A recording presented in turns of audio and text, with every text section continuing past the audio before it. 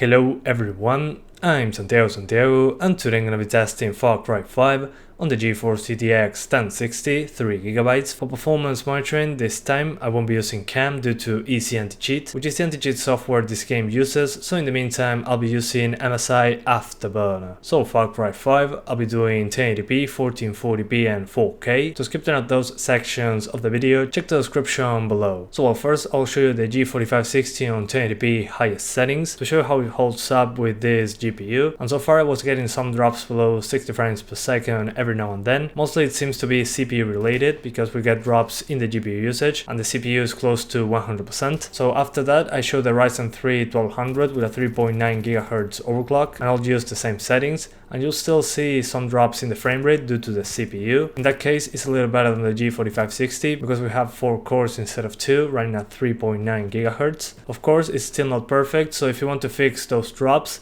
just lower the geometry and vegetation detail and shadows from ultra to high, and that should give you pretty much over 60 frames per second, way more stable than ultra settings. As I said, just lower shadows, geometry and vegetation from ultra to high, and the game will be smoother overall. Then I switched to 1440p and I show you the lowest settings, trying to get 60 frames per second or as close to that number as possible. Personally, as long as the game is over 50 frames per second, for me it feels smooth enough, but we're over that number very often, so I wouldn't worry too much about it if you want to play at smooth frame rates at 1440p, but you'll need to drop to low settings. The game still looks good, don't get me wrong. Then I just crank up the settings to the max and the game stays over the 30 frames per second pretty much all the time. I even enabled SMAA. Some people might say that it's a waste at 1440p, but it also depends at what distance you are from your monitor and the size of your monitor, so it can vary. Since we have some room to spare with the GPU, I decided to just enable it. If you don't like it, just turn it off. And finally I switched to 4K, so I overclocked the GTX 1060 a little bit. I managed to hit 2 GHz on the GPU clock, but I had to drop to the lowest settings in order to get somewhere close 30 frames per second. It still drops below 30 every now and then. It's not really that stable, and we only have 3 gigs of VRAM, so at 4K you can see that the 3 gigs of VRAM is a big limitation. You'll just see the VRAM usage at 4K spike into 3 gigabytes, and we'll get some stutters every now and then. They seem to be related to that, the VRAM, and I had some crashes using this game with the game ready drivers from NVIDIA, so by just rolling back to the previous driver I stopped getting crashes. So if you have crashes, just do that, roll back to the previous one. But now I'm going to talk to you about the options menu and my experience testing this game. In the options menu, the two options that gave me the biggest hit to the performance were the shadow option and the geometry and vegetation option. So yeah, so far those two were the ones that gave me the biggest difference in performance. So in order to tweak the game, I just first lowered those like to medium or low, shadows, geometry and vegetation, and then the other options, except in texture filtering, I just lowered them one step down, and that should be enough to get a decent boost in performance. On the anti-aliasing options, we have SMAA and TAA. Personally, I prefer SMAA since TAA is usually a little too blurry for me, but SMAA seems to be performing better than TAA so far. And the options menu gives you a very good idea on how the things that you change affect the visuals of the game. You have different pictures that show you the difference in the graphics, and it also explains what those options do, but some of them don't explain that well. For example, environment, by lowering that to the minimum, you lose the water reflections, the screen space reflections. For some reason we don't have an option for ambient occlusion or textures. The VRAM usage slider is not 100% accurate. Still, with 2 gigs of VRAM GPUs, I didn't have much of a problem at all. Some stutters every now and then when trying ultra settings, but by just lowering terrain, shadows and geometry, it helped with the stutters. And we also have a frame rate lock option from 30 to 144 FPS. Another thing that I like seeing in options menus, so we don't need any third-party software. And there's also a resolution slider going from 0.5 to 2.0. That means that it is from 50% resolution to 200% resolution. So if you want to keep your resolution and just crank up the internal rendering resolution to do super sampling or something like that, or even lower the resolution, it's a good option, so your HUD doesn't change sizes and you can read the text. That's something I really appreciate in an options menu as well. And there's also an FOV slider up to 120 degrees. I usually like to keep it at 90, 95. That's where my comfort zone is. But other than that, there's a good options menu here. And so far the benchmark tool is a good reference to see what to expect from the performance of the game. It's quite demanding on the GPU, but I saw worse performance on the CPU side in the game itself, especially while just driving around in a very foliage dense area with a lot of trees, and some enemies behind me just shooting, and that was enough to drop below what the benchmark tool shows, but it's not a huge difference, so I just recommend to try the benchmark tool.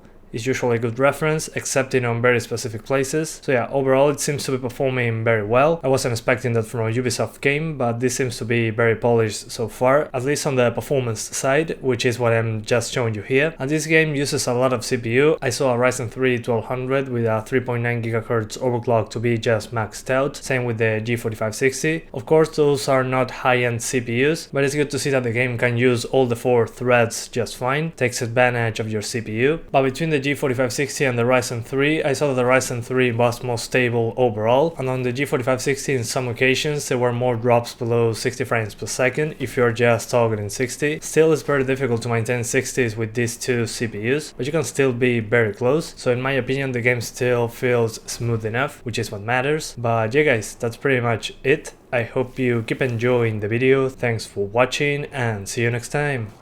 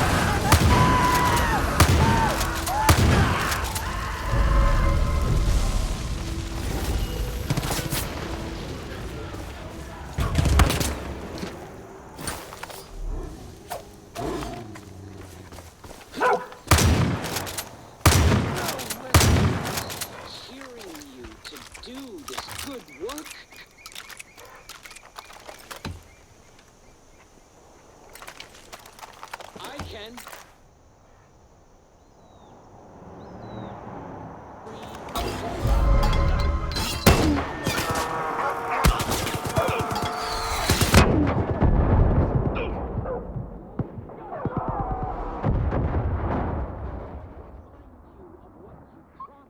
In the presence of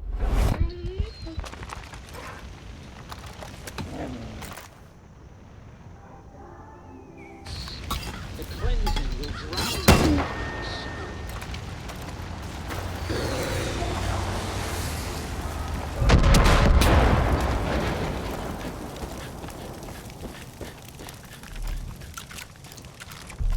Being baptized must have been damn traumatized.